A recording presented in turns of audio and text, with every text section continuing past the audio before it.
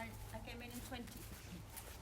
came in 2011, and early 2011, Steve and I were still in the UK, and for Steve's work, we were moving to Johannesburg, well, to somewhere in Africa. Anyway, I phoned Wycliffe, South Africa, phoned Karen, and said, is there anything useful I might be able to do at the office? And Karen said, I've just come out of the prayer meeting with Roy and Rose, praying for more people to come and join, even though I could only do it part-time. But my first impression of the office was dark and dismal and empty, because it was very differently designed, with a little passageway that went like this and like that, and it had been painted in what had been a previous fashion of dark pink and blue, and I thought, how can anybody work here? That was rough, yes. And I remember Karen often saying, things are going to change. I think I've heard it actually over the past 11 years. Things are going to change here. And they did. I cannot believe the difference from when I first came in, when it was just the two of you and you, Karen. And look at us now. You know, yeah. But early on, we were with a slightly larger team then, so that maybe a bit later. You had your birthday and we wanted to do something for you. We knew you had this dream of climbing Mount Kilimanjaro. So we put some money together, and with other funds, Karen was able to climb Mount Kilimanjaro, but you were struggling with the idea of just doing it for fun. So I remember us chatting about that, and I said, well, there was a lady in our church in England who did the same, but she used it for fundraising for a purpose. So that kind of triggered off Africa, the whole Africa Alive thing. And, you know, a big sheet was designed with Mount Kilimanjaro, and that went round to churches and people could put their prayers on it. I think its sheet still sits somewhere in the you know, in the room there. And yeah, so that's how Africa Alive started to rise up, and I think at that point Jen started coming in. Am I right? Yes. Okay, you wanna... That was my first contact with Wycliffe, was through Africa Alive. I remember, and we would sit, I can't remember if it was every week or every few weeks, just in your house, Karen, and we'd be just like a few of us, like a small group, and we'd meet in the evening and we would like pray and talk around different ideas. And Bernie was there, and that was when, I think that's when the whole 947 team, she like really took that on, and that became like a whole thing. Yeah, and there was Mount Kilimanjaro. So all of these like different like fundraising campaigns kind of started out of that.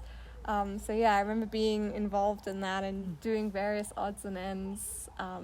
Yeah, and then I went away for a few years. I was doing something else, and when I came back, it was like boom, suddenly there was like everything was different, and there were all these people, and like everything was like happening. So it was quite amazing just for me, like, you know, being there and then kind of stepping out for a little bit and coming back, and then suddenly, yeah, it was like so much progress.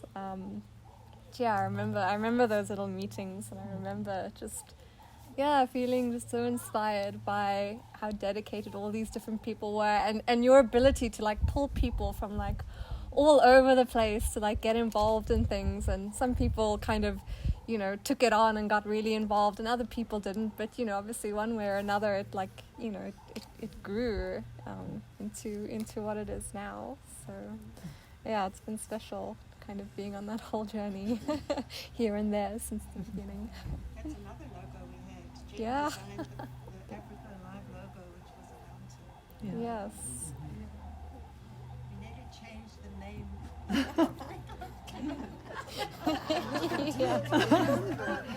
Yeah. And we also had pens with that little logo on it as well. I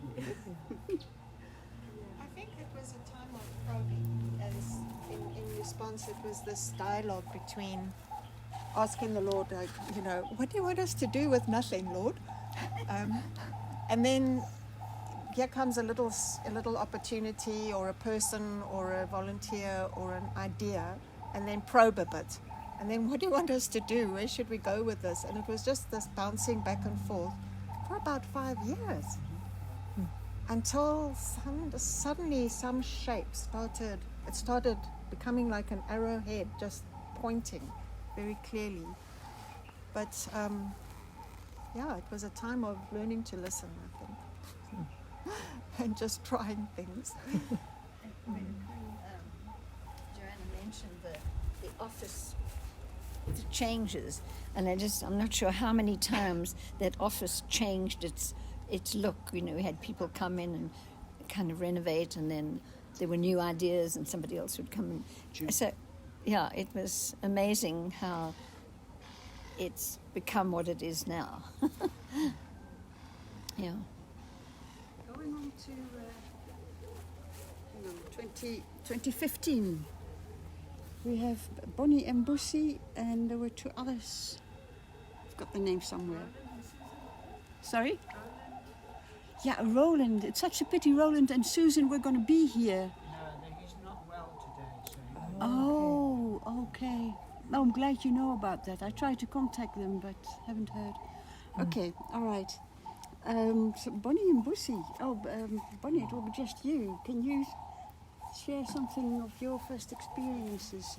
Yeah, that's quite difficult to say the whole story, to pick what is important, what is not. But I knew Sebastian and Karen back in 2007, and back in Nampula. I remember before they moved to South Africa. I remember some days Sebastian and myself would walk around the center and talking. I was on part-time that year. Then when they moved to South Africa, then I moved full-time with SIL. So, but we have been working together in a certain extent. So in 2012, we came to South Africa, to Cape Town with my family, with a lot of excitement, because it was, you finished, go back to Mozambique. That was exciting. Look at what was going on in Mozambique, and among the projects, it was huge excitement. But before that, one instance that we never forget, when we were planning to be members in Wycliffe, and then we had to get some recommendation from our church. Don't know whether can you remember. We went to Maputo, our national office, to see our top leader of the church. And that was a tough conversation, Karen. We were in his office, big man. We were there trying to negotiate, trying to explain what it means. At the end, the result was negative. I remember Karen asking me, so Boni, what will you do if your church says? Don't know whether you asked me around there or somewhere. I said, Karen, I know where God is leading me. Whether some leaders of the church or the whole church doesn't see the way which I see clearly, I'll go for it. So another incident, it was right here. Karen with me to our African top leader, trying to negotiate the process of membership. And again, the result was, and Karen, Sebastian, so what? I said, I know clearly the way. So I think that was finishing my master's degree, and I had enrolled in my PhD. I received a letter from SIL Mozambique saying, Boni, things have changed here. The office is closed, we are moving, so you have to find your own ways. I said, well, that's something I never thought. I came here with my family thinking from here we go back. Anyways, I think Karen understood that, heard from somewhere. She made 2 trips to Cape Town. to meet us.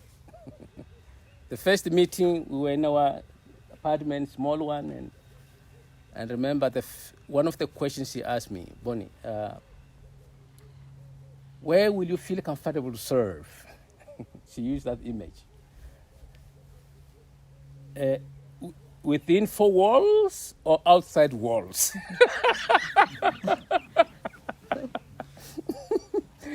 Well, the answer was clear. I'm not. I think I got her question properly. I thought she meant teaching. You go home, apply to university and teach, or you want to do something outside teaching. Correctly. I said, I'm not prepared now to go back and teach because before I joined SR, I was teaching. I'm not prepared. If the situation forces me, fine. But at this point, outside the walls. I think that's when she just put the hook in the ocean too.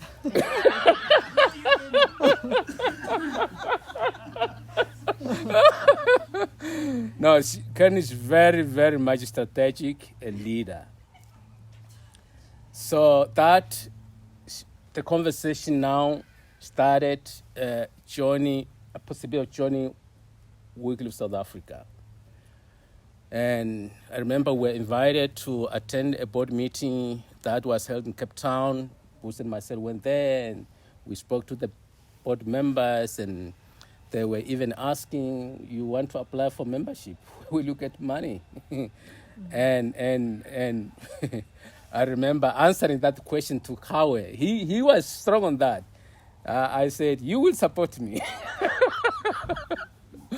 So that was probably the study of applying our membership, and then Karen came again to Cape Town, follow up. I remember we had that meeting in the library. We just went there and we spent enough time talking there, listening to her inside advice and also my perspectives. So the end of 2015, our internship with Seed Company had already finished. So now we had to move to Joburg and start now joining the team. Joining really was in 2016. So and one of probably 2 more besides many, we flew together to Nairobi. I remember on our way, the aeroplane, we had very good conversation of encouragement, and those are the days we were struggling with the income because we really, really struggled. But with her encouragement, Boni, don't give up. God is good. God is in charge. God is alive. So, and then the last one, probably the most important one, which I realized that, this is the top. When in her office said, Boni, you are free to sign a contract for salary. And I said, Karen, thank you for that, but there are few people who are supporting us. If we sign for salary, and we'll have to tell those people supporting that, thank you for all what done. And in fact, she's the one who starts. We don't know how the few supporters will feel about that. I said, yeah, you're right. Let's use we're in the ocean. Let's continue.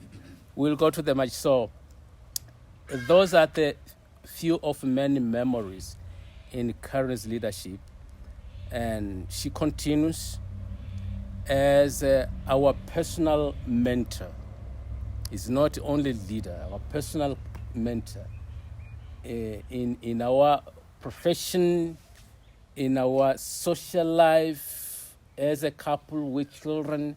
She is there as a mentor, and she's giving us a wonderful service on that. So, Karen, thank you so much. Thank you very, very much. I know we are in a, I tell myself, at least in Mozambique, Sebastian, I remember you saying, you the first one who said, Boni, I want you to be on support. We'll pray for that. And we might be one of the pioneers. I know how difficult pioneering it means. And you remove every possible stone so that those coming, the big stones can be a bit leveled. And you have been an encourager. And we are at this point, and because of you, and I will say, we promise you that we will avoid to disappoint and spill hot water on what you have done. We are conscious of that. So thank you.